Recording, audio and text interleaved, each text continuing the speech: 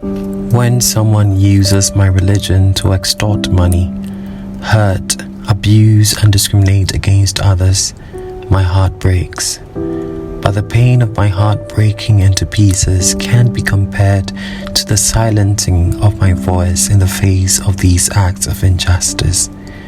In all of history, religious voices that stood against evil religious dogma were ostracized, mostly because they didn't have enough words from their holy book to support their claims as majority did. When more than 270 verses in the Bible regulated slavery without a single candid one against it, it took more than 800 years for few religious voices to win with nothing but their hearts and few indirect scriptures. Even when Frederick Douglass, an abolitionist of slavery, had escaped from his masters and said, "There is no place slavery finds more secure abode than under the shadow of sanctuary," religious voices still couldn't speak up without scripture. Even when Douglass reported that he witnessed his master, a devout praying man, tie up the hands of his cousin, lash her with cowskin until it trickled to her feet, all the while quoting a parable of Jesus. "The slave that knoweth his master's will, and doeth it not, shall be beaten with many stripes." Would you have been the religious voice to speak up, especially if all you heard were scriptures that regulated acts of injustice? Frederick Douglass went on to become a pastor. He was a Christian, a religious voice.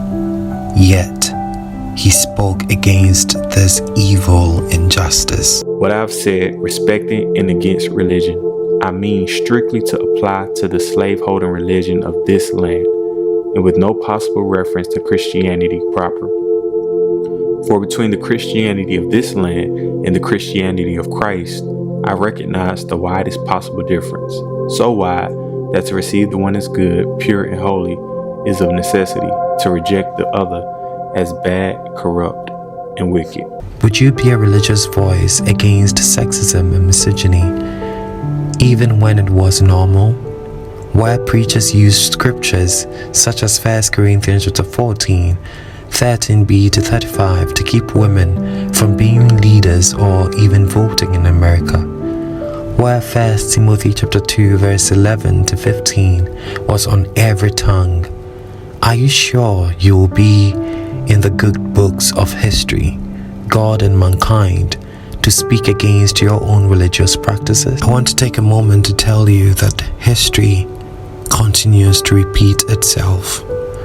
There are still a lot of people being deceived, extorted from, abused, and discriminated against. Would you consider this your chance to be in the good books of history? One day he started asking me about my sex life and my HIV status.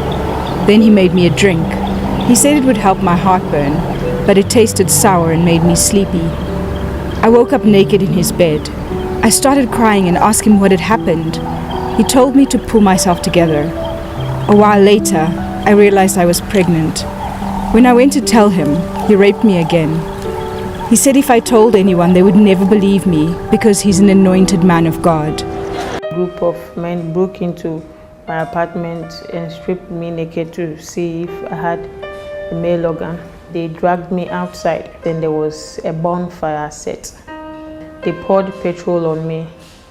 All those that I thought they help when you are in need, they were all present. The chief, the pastors, the police. I saw there was no place to turn to. So many horrible abuses that I've encountered. I've encountered a 14-year-old who was allegedly raped by a prophet.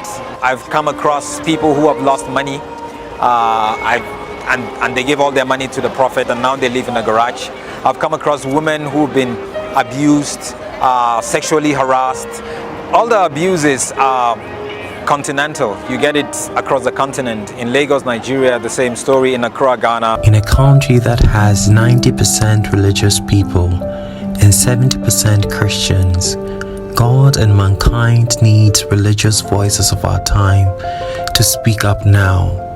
Voice introduces another department this year called Ready Against Violence, which is an acronym for Religious Embracing Diversity and Inclusion Against Violence.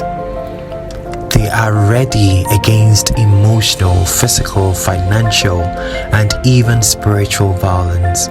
We are going to talk about it.